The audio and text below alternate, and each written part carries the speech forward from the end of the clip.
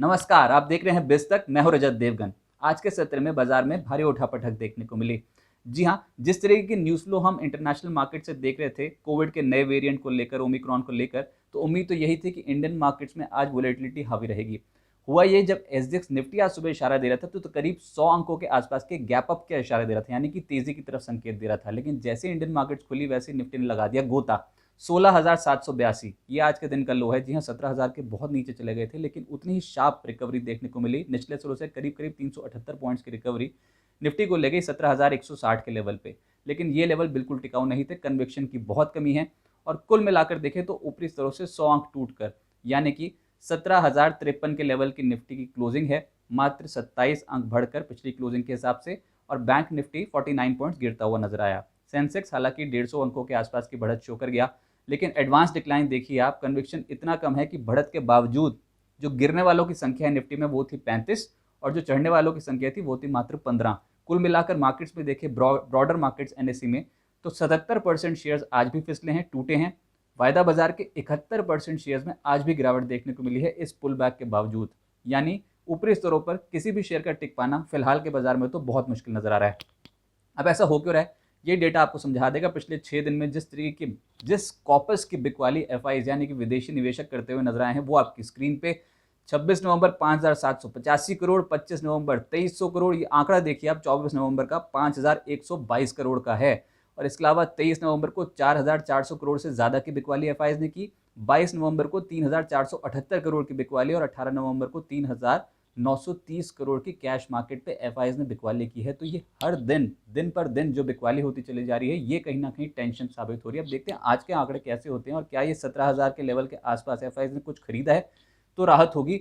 लेकिन इस समय तो ट्रेंड एफआईज ने ही और मूड एफआईज ने ही बिगाड़ रखा है।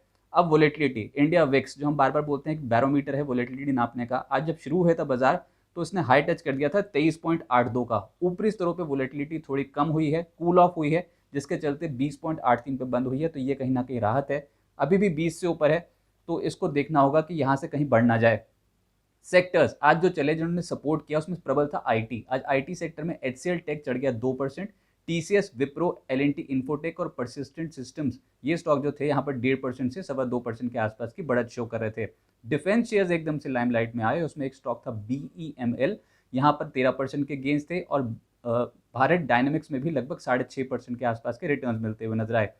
हॉस्पिटल और पैथलैब शेयर्स जो हैं, यहाँ पर मूड थोड़ा ठीक था, और ये जो कोरोना का खतरा पैदा हुआ है उसके चलते ही इनमें पिछले कुछ दिनों में काफ़ी डेवलपमेंट हुई है। डॉक्टर लाल पैथलैब आज भी 6%, 6.5% ऊपर था।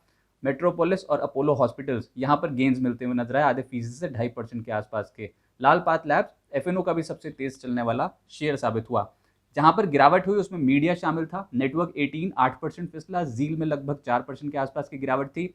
सरकारी बैंक्स आज मुनाफा वसूली देखने को मिल रही थी। JNK bank, Maharashtra bank, bank of India, central bank, bank of Baroda और पीएनबी जैसे स्टॉक्स में 2.5% से 5% के आसपास की गिरावट थी। रियलिटी पीछे नहीं था गिरने में, इसमें प्रेस्टीज एस्टेट्स और सनटेक, ब्रिगेड, इन स्टॉक्स में 5 से 6% की गिरावट देखने को मिली।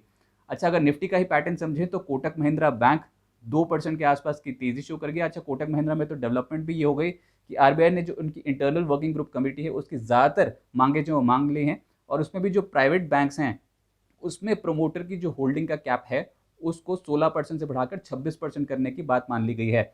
ये कहीं ना कहीं बेहतर हो गया कोटक महिंद्रा बैंक और इंडसइंड बैंक में। इंडसइंड बैंक में भी प्रोमोटर्स अपनी हिस्सेदारी कहीं ना कहीं बढ़ाना चाहते हैं, पर आज इंडसइंड बैंक की जगह चल गया कोटक महिंद्रा, और ये दिन के आखिरी में तो ज़्यादा एग्रेसिव तरीके से चल रहा था। इस स्टॉक पे नज़र अभी भी रखनी होगी, 2% के आसपास की तेजी शो कर गया।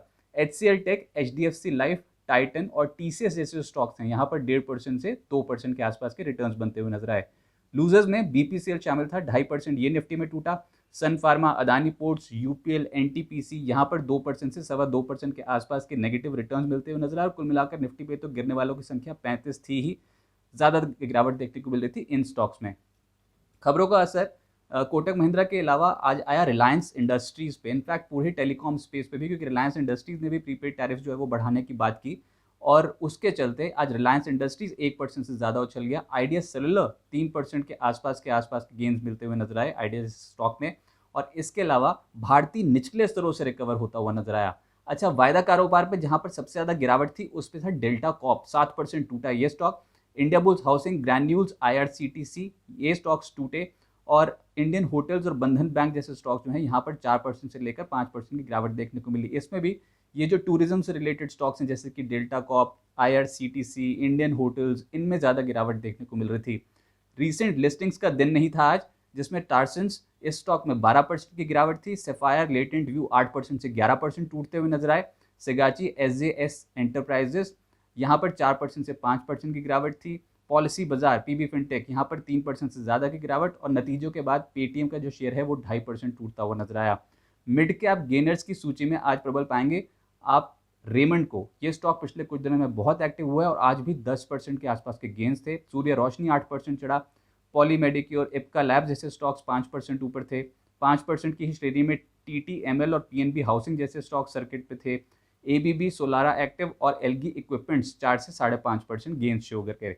इसके अलावा मिड कैप लूजर्स की सूची में आज Triveni engineering, Indo Count, Shankara Buildcon और साथ ही साथ सेंचुरी प्लाई जैसे स्टॉक्स 8% से 10% की गिरावट शो कर रहे थे। IFB industries, Unichem labs, Asahi India, network 18 और थॉमस कुक, ये स्टॉक्स भी 8% के आसपास के गिरावट शो कर रहे थे। अब आगे की दिशा क्या होगी और किस पे निर्भर करेगी? देखिए, Q2 GDP आंकड़े आने हैं कल के सत्र में इंडियन मार्केट्स के, और ये बहुत ज़्यादा इम्पैक्ट डाल सकते हैं क्योंकि हम ये एक्सपेक्ट कर रहे हैं कि लगभग 8.4% की Q2 GDP ग्रोथ इंडिया में रह सकती है। 20.1% से तिमाही दर तिमाही ये घटेगी ज़रूर, लेकिन अगर सालाना आधार पर देखें तो एक बहुत शानदार रिकवरी GDP ग्रोथ आंकड़ों में देखने को मिल सकती है। Auto numbers much awaited numbers हैं अगले कुछ दिनों में। ऑटो का हो सकता है कि पैटर्न पता लगे कि किस तरीके की ये जो मंथली सेल्स फिगर हैं ये ऑटो सेक्टर देता है, अब उस पर नज़र रहेगी। और साथ ही साथ संसद का जो विंटर सेशन शुरू हो गया है, इसमें क्या कुछ डेवलपमेंट्स होते हैं और कैसे प्रोग्रेस करता है, इस पर भी निर्भर करेगी दिशा। लेकिन ओवरऑल देखें तो मार्केट्स पे आज के सत्र में पैटर्न थोड़ा बहुत सुधरने की उम्मीद जगी है। आज के दिन का लो बहुत इंपॉर्टेंट हो जाएगा, तो एक ब्रॉडर आप रेंज समझें तो 16,800 से 16,900 नीचे, और ऊपर 17,300 से 17,400, ये एक बाधा का काम कर सकता है। बाजार कोई बहुत बड़ी चाल नहीं दिखाएगा, लेकिन क्योंकि बहुत ज़्यादा बीट एंड डाउन है और क्योंकि बहुत एग्रेसिव सेलिंग ऑलरेडी हो चुकी है, तो हो सकता है कि निचले स्तरों से एक पुल बैक जो आज बना है वो टिकाऊ हो और निचले स्तरों से फिर से आ जाए खरीदारी, जो 17,300 से 17,400 की रेंज पे निफ्टी को ले जाए। देखते हैं आगे डेवलपमेंट्स कैसे होती हैं। तो ये तो था मार्केट का रीकैप, लेकिन बिस्टॉक का ये नया लुक आपको कैसा लगा, कमेंट सेक्शन में जरूर मेंशन करें। धन्यवाद।